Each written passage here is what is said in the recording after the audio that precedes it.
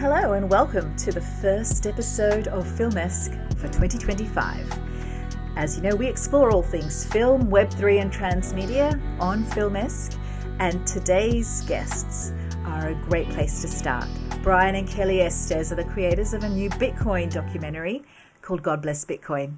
And I'm so grateful for their time today sharing insights from their documentary, which was first released in July 2024 and is free to watch at the website godblessbitcoin.com. You know, the adoption of blockchain technology in Bitcoin, it's unstoppable. It's a mega trend. Only, like I said, only about 1% of the world understands that today.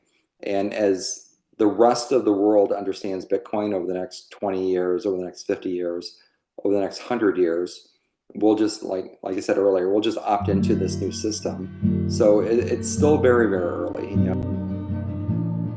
I was speaking with their 5-year-old daughter who was telling me about her daddy's Bitcoin and how you have to use it to save.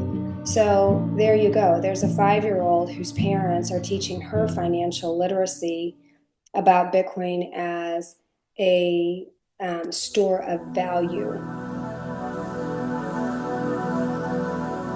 You know, your dollars or your local currency, that's what you transact with. When you have extra dollars or extra currency, you need to store the extra somewhere. Because if you don't, the government prints more and more of the currency, the local currency, and it dilutes the purchasing power. When you make a phone call today, you use what's called Voice over Internet Protocol, VoIP. So that's all Bitcoin is. It's money over Internet Protocol. It's MOIP. And so it's just a piece of software that allows us to do transactions with each other and no one could block it. So those are the snippets from today's discussion, but just wait till you hear the bios of our guests today. Brian Estes is the CIO, the Chief Investment Officer of Off the Chain Capital, which manages the number one performing blockchain fund in the hedge fund research universe from 2016 all the way through to 2021. Brian has been a VC in blockchain for 10 years and has advised, mentored, and or financed 6 blockchain companies that have a combined value of over $50 billion. Kelly Estes is the founder and president of the Great Big Beautiful Tomorrow Foundation, a not-for-profit that provides bridge scholarships to provide high schools and colleges for high-need, high-achieving students to help break the cycle of poverty through education. So do stick around to hear these fantastic insights from Brian and Kelly.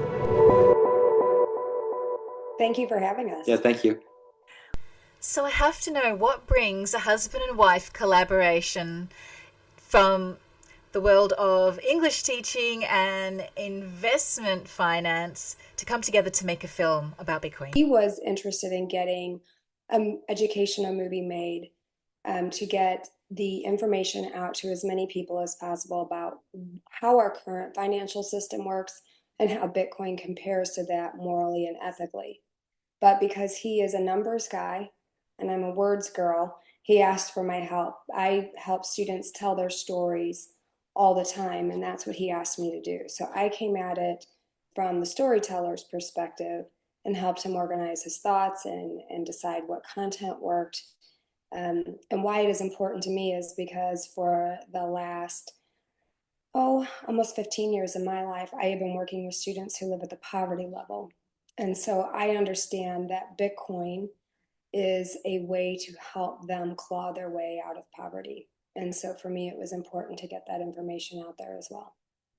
So I'll let Brian talk about his motivation for wanting to make this. Yeah, I just wanted to educate people about the moral and ethical aspects of Bitcoin. So I read a book called Thank God for Bitcoin about 4 years ago, which talks about the Christian views of Bitcoin and this technology. And I just got curious and I just wondered what all the other world's religions said. And so I took a deep dive into, the sacred texts of different religions. And, I learned for myself and, that was the goal. But then I had this internal voice saying, you need to tell the story that you learned. And the story is the movie, the God Bless Bitcoin movie. And it's about, how the major world religions view money and, view the use of money and how, Bitcoin is basically the best form of money humans have ever created. And once people understand that, then we'll just naturally opt into Bitcoin, just like we opted into gold 3,000 years ago. I guess the question on most people's lips is it too late to invest in Bitcoin? Yeah, only about 1% of the world understands Bitcoin and owns Bitcoin today. So everybody is early. Is Bitcoin a strong hedge against inflation? Theoretically, Bitcoin could be a strong inflation hedge.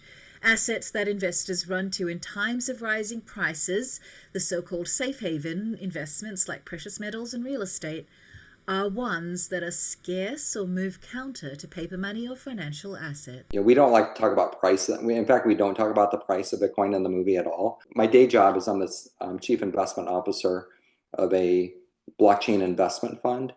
And our models show that Bitcoin's will be very, much, much higher in the future. And you're still getting about a 99% discount on it to where we think it should be in about 10 years. Like, even if you learn about it today and accumulate a little bit of Bitcoin, you're still early. It'll probably take a good 20 years before half of the world understands Bitcoin. God Bless Bitcoin takes an interesting stance, seeing Bitcoin as a vehicle of peace. But what sets this film aside is the various viewpoints and perspectives of the religious leaders and what their thoughts are on Bitcoin. So it took us 2 years to actually make the film, and Brian had the story that he wanted to tell. And so he kind of drove the content. And then the people that we interviewed are a lot of his colleagues in the Bitcoin space. But then when it came to the religious leaders, that was where I came in and I researched different people. And it was tricky to find somebody who not only was a religious scholar for their particular religion, but also somebody who understood finance and who could speak to what their sacred text said about how we are to use money. We didn't really ask any of our religious leaders to be Bitcoin experts or to even understand Bitcoin. What we were trying to find out from them is what do your sacred texts say about how we are to use money? What rules govern the best use of money and what we call God has given to us? And then we were able to use that to sort of compare and contrast our current financial system, fiat, against Bitcoin to see which answered the religious texts, kind of mandates for how we are to live with each other and interact with each other through money. And so that just took good old-fashioned research and tapping into some of his network and tapping into some of our personal friends' network to find all of those people. Yeah, we had over 70 hours of interviews, and we had to take the 70 hours and trim it down to 90 minutes. So, so we had to go from 70 to 1.5. And so it's just, like we watched every interview. We took snippets of what we thought were important, and we put it together like a puzzle. Thank you. So you were both executive producers of the film as well. Did you use NFTs at all to fund your film? No, this was a film from the Bitcoin community to the Bitcoin community. It was all funded through good old-fashioned blood, sweat, tears, and fiat. Yeah. We asked before if it was too late to invest in Bitcoin. Let's hear what Kelly says about the prospect of having a minimum age before children can start saving in Bitcoin. I think that the biggest issue with people, whether they live at the poverty level or whether they are extremely wealthy, is we need to teach financial literacy. And I think that question is interesting, that at what age are they allowed to use Bitcoin? Well, at what age do we allow them to use fiat? How many children are given quarters or dollars or whatever their denomination is when they're very young, and you teach them how to count and you hopefully teach them how to save? I don't think that it's any different than using Bitcoin to do that. So, and I will just say, we had some friends visiting us over the holidays, and I was speaking with their 5-year-old daughter, who was telling me about her daddy's Bitcoin and how you have to use it to save. So there you go. There's a 5-year-old whose parents are teaching her financial literacy about Bitcoin as a store of value. And that's interesting to me. And I would say that probably that little girl is going to grow up to be a very savvy financial wizard. A lot of people think that Bitcoin's a currency because it's called a cryptocurrency, but it will be a currency when half of the world accepts it. But right now it's way too early for it to be a currency. So you look at Bitcoin as a savings account. You know, your dollars or your local currency, that's what you transact with. When you have extra dollars or extra currency, you need to store the extra somewhere. Because if you don't, the government prints more and more of the currency, the local currency, and it dilutes the purchasing power. Some Bitcoin proponents view the cryptocurrency as a hedge against inflation because the supply is permanently fixed. Its focus is on scarcity to preserve the long-term value and hedge against inflation. So if you hold $10 in your wallet today and you try to buy $10 worth of goods today, you buy $10 worth of goods. But if you hold it and try to buy $10 worth of goods in 10 years, you're only buying like $5 worth of goods in 10 years. So half of your money got diluted. It got washed away. It's like, we had this in the movie. It's like diluting the wine with water. The potency of the alcohol gets diluted when you add water to it. Your money gets diluted as you hold on to it over time because the government prints more and more units of the same currency. So you have to take your dollars in your local currency and put it somewhere to save it for the future, to transport it into the future, to save your purchasing power. And some people choose gold, and some people choose land, and some people use stocks, right? And Bitcoin's just another tool they could use to transport your value into the future. The narrative surrounding Bitcoin has certainly evolved since its discovery in 2009, especially since it's begun to be regulated. The US President-elect Donald Trump has changed his views on the digital asset, as well as Bridgewater Associate CEO Ray Dalio suggesting recently in a conference in Abu Dhabi that a well-diversified portfolio would hold Ethereum and Bitcoin. And although Warren Buffett hasn't bought any cryptocurrency himself, he is invested in companies such as New Holdings, a fintech, which benefits from the mass adoption of Bitcoin. Yeah, so when you mentioned something a while ago about, when people learn about Bitcoin, they're skeptical. So I was one of those people 11 years ago. So in 2014, I learned about Bitcoin. It was $98. I thought it was a scam. But after I read the Satoshi Nakamoto white paper and I understood what Bitcoin was, and all it is software. It's software. It's open source internet software. It's the same thing as email or HTTP, which is, the internet, except, and when you make a phone call today, you use what's called voice over internet protocol, VoIP. So that's all Bitcoin is. It's money over internet protocol. It's MOIP. And so it's just a piece of software that allows us to do transactions with each other, and no one could block it. A bank can't block it. Government can't block it. It's basically freedom technology to allow us to transact with each other on a peer-to-peer basis. And so once people understand, it's, what Bitcoin really is, it's this freedom technology, then it kind of gets you interested. Well, what can I do with that freedom technology? And that's, what we tried to address in the movie, is, there's a lot of things that, it's a way to protect yourself from the government, from taking your property. It's a way to defund the war effort, because when the governments print more and more money, they're basically diluting your savings so they can go conduct unjust wars around the world and kill people. Well, if we stored our value and we all used Bitcoin, then the governments wouldn't have the ability to print more money. And so they can't go out and conduct these wars. The way it used to be, before we went off the gold standard in 1971, is governments used to have to sell war bonds. They would go to their citizens and say, buy this war bond and we'll use that money to go conduct a war. And so citizens had a choice. Do I buy the bond or do I not buy the bond? And when citizens said, "Oh, we don't want any more war, we're not buying your bonds anymore," then the government said, "Okay, we'll just go off the gold standard and we'll just print the money and do it anyways." And it just steals from us. So, the point I'm trying to make is that, when everybody learns about Bitcoin, they're skeptical until they learn what it really is. Once you understand what it really is, then, most people are for that. And I haven't met anyone, and it doesn't come easy.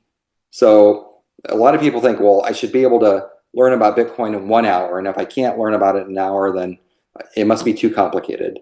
Well, it takes more than an hour to understand Bitcoin. It took me about 40 hours to understand it. Today with the movie and if you go to hope.com has a whole bed of resources there about Bitcoin as Hope. And it's a great learning platform. So now you could watch our movie for an hour and a half, go to hope.com, and maybe in about 5 or 10 hours, you could really get a good idea of what Bitcoin's all about. So it just takes time. It just takes time. You have to invest the time so you could understand what it is. And then back to your question about, do other altcoins dilute the value of Bitcoin? I would say, yeah, they probably have. So Bitcoin constitutes about 60% of all the value of all the cryptocurrencies. So the other 40% is in everything else. So if that other 40% was in Bitcoin, Bitcoin would be a lot higher. When I first started looking into Bitcoin as part of my job, a lot more people were praising Satoshi. They were all about Satoshi. And then the altcoins started to rise up in the middle of 2021. And people then started to find different camps and things like that. Your film touches on the mysterious origins of Bitcoin and Satoshi Nakamoto. Do you lean toward the idea that Satoshi was an individual or a group of people, or something more symbolic like divine intervention? And how important is it to Bitcoin's ethos that their identity remains unknown, do you think? I think that there are just so many different camps on who Satoshi is. I think you probably think it's a group of, I think both of us probably think it's a group of people. But once you understand Bitcoin, you realize that it's not an invention, it is a discovery. And that somebody was just able to share that discovery with the world. And so we really don't care who invented the wheel. We don't get hung up on that. So I guess the two of us just don't get hung up on who gave it to us. I've been hearing more and more lately that a lot of people think there is somehow divine intervention with this, especially when they know I made a movie with my husband called God Bless Bitcoin. They're like, oh, we think God gave this to the world.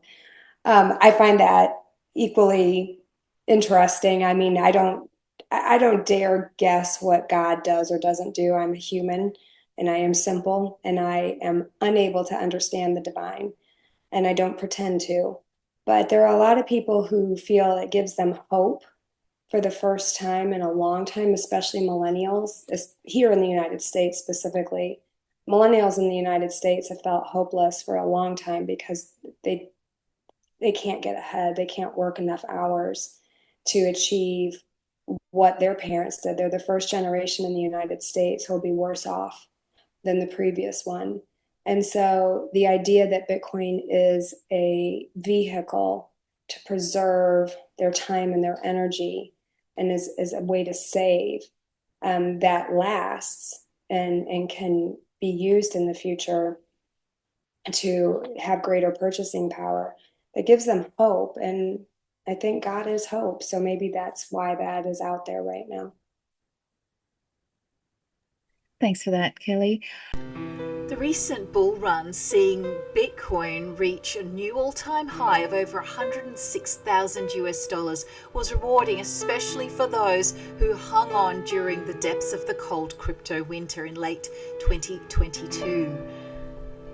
Now, in 2024, we've seen the SEC approve the first spot Bitcoin ETF, and that has been so popular that even the big banks who are usually hesitant about Bitcoin are allowing their customers to purchase the spot Bitcoin ETF. Could we say that Bitcoin has arrived and is here to stay?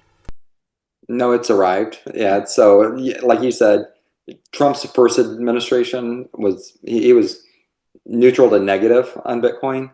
They were trying to pass the Bitcoin ETFs back then, and the SEC would not allow them back then. When the Biden administration came in, led by Elizabeth Warren, there was a war on the entire blockchain industry. So the government was trying to debank, and actually did debank a lot of the crypto companies. They were forcing them outside the US. The SEC was very hostile towards the blockchain and Bitcoin companies. They were saying you had to come in and register, but when they would come in and register, there was no way to register. There were no rules laid out to register, and then the SEC would sue them for not registering.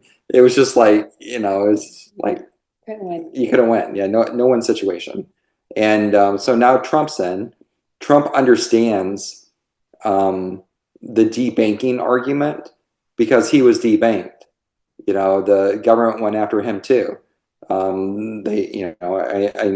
know that government, talked to some of the banks, and they closed his bank accounts. And so he understands that having a piece of software that allows you to do financial transactions without a bank and without the approval of a government is very powerful freedom technology. And so he is completely flipped on his opinion of Bitcoin, and his administration, everywhere from JD Vance, his vice president, to his treasury secretary, to secretary of commerce, to Bobby Kennedy, who I advised for the last year and a half. One of my business partners was Trump's advisor on Bitcoin for the past year. He is very pro Bitcoin. Eric Trump was in Abu Dhabi about 3 weeks ago and gave a speech about how he thinks Bitcoin is better property than like real estate, and digital property is better than real estate property. And he talked about how the Trump administration wants to make, he called it domestic cryptocurrencies tax-free. So I think Bitcoin falls into that category, but I've never heard anyone explain what a domestic cryptocurrency is. But Bitcoin is tax-free in Germany and Singapore and Hong Kong and Switzerland and Portugal. So I think eventually that Bitcoin becomes tax-free in the United States too, sometime in the future. And so there's been a tectonic shift in the government fighting the Bitcoin industry to the government welcoming. The U.S. government welcomes the Bitcoin industry and the crypto industry, and they're trying to bring those jobs and that technology back into the U.S. Whilst attempting to categorize cryptocurrencies into digital commodities, restricted digital currencies, or permissible payment stablecoins, the regulators have not been able to ignore the transformational aspects of Bitcoin and its ability to create a more equitable and inclusive financial system for the 21st century. Well, I mean, just the students that I've worked with over the past few years, probably about 8 years ago was the first time I really noticed them hearing about Bitcoin and talking about it. And not all the students, but the ones who are very curious and the ones who understand that their way out of poverty is not through, becoming an NBA star or, a movie star or any of the traditional ways that people think you obtain wealth. They're looking for something that works. And so they keep their ears open. People who need wealth, people who need to be able to find a way out of the system are looking for those ways. And so I have had them come to me over the years saying, does your husband know anything about Bitcoin? Because they know that he is in finance? And I say, well, yes, he does. And so then they we'll send them to different websites, or we'll give them a book to read to help them understand and answer their questions. And I do see that if they apply the same economic rules, or I should say not economic, financial rules that people have been using forever that work, which is if you make this much money, this much has to be saved. This is your budget and you live within your budget. That if they can save those earnings in Bitcoin, that's going to hold its value and increase in ways that our current fiat system does not. And we also have to remember that people who live in poverty, or people who are just wage earners, they are not allowed to participate in the financial system because they are not accredited investors. So how are they ever supposed to get out of the lifestyle that they're living? How are they ever supposed to achieve more when their dollars are constantly losing their purchasing power, and they're not allowed to invest in something that holds and maintains its value? Well, Bitcoin, because it is decentralized, allows people who take the time to study it and understand it, use it as a way to create wealth for themselves and future generations. So for me, that is the biggest draw. And I see students of mine who are older now, I mean, they're not young kids anymore, who are older and are getting that. And that makes me happy, because it's the people who want to put in the work that will succeed. Your guest list included prominent Bitcoin maximalists. How did you decide on these voices, and how do they reconcile their beliefs with innovations like Axie Infinity, which uses blockchain gaming to empower people in developing countries? Does this represent a broader opportunity for Bitcoin, or is it at odds with the maximalist philosophy? I think it's at odds with the maximalist philosophy. Sorry to say that, but yeah, I mean, Michael Saylor, I interviewed him today for a meeting, and I mean, he's Bitcoin maxi, and the way he put it in the interview this morning was, you have Bitcoin, and then you have other things, and if all the billionaires and all the network and millions of people and billions of people are using Bitcoin, and everything is subpar to Bitcoin, why would you invest in the subpar, the one that doesn't have the network effect, basically? And it makes a lot of sense. You want to go with the dominant protocol. So I don't want to get too technical, but there's two types of protocols. There's proof of work and there's proof of stake. Okay, and then there's NFTs too. But just looking at the two types of blockchain protocols, you got proof of work, proof of stake. Proof of work, like Bitcoin, right? And then there's Dogecoin and Monero and Zcash and Litecoin. Those are proof of work. Proof of stake are like Ethereum, Solana, Binance Smart Chain. So if you look at the proof of work blockchains like Bitcoin constitutes 94% of the value of the proof of work blockchains and 60% of the value of all the blockchains. And so Bitcoin won its category. There's no way that Dogecoin or Litecoin or Monero or Zcash are topple Bitcoin for the proof of work. Bitcoin won. The question is, what proof of stake protocols will dominate? And it's still way too early to know.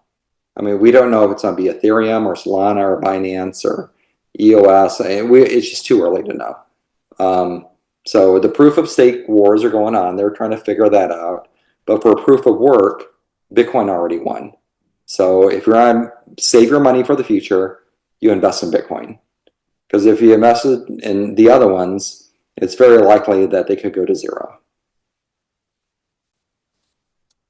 Thank you for that. Well, I'm very interested to see how crypto or Bitcoin can help with paying for artists and helping film funding and making that more democratic as well, because there seems to be certain circles who are able to invest in the big films, but there's also a lot of other films out there, and hopefully crypto can help, or Bitcoin can help with leveraging some of the other stories out there. Thank you so much for sharing today. I really hope you get your film seen in many, many other countries. it's translated into several or dubbed in several different languages. Is that correct? Mm-hmm. Yeah, we dubbed it in Hindi, Mandarin, Russian, Arabic, French, and Spanish.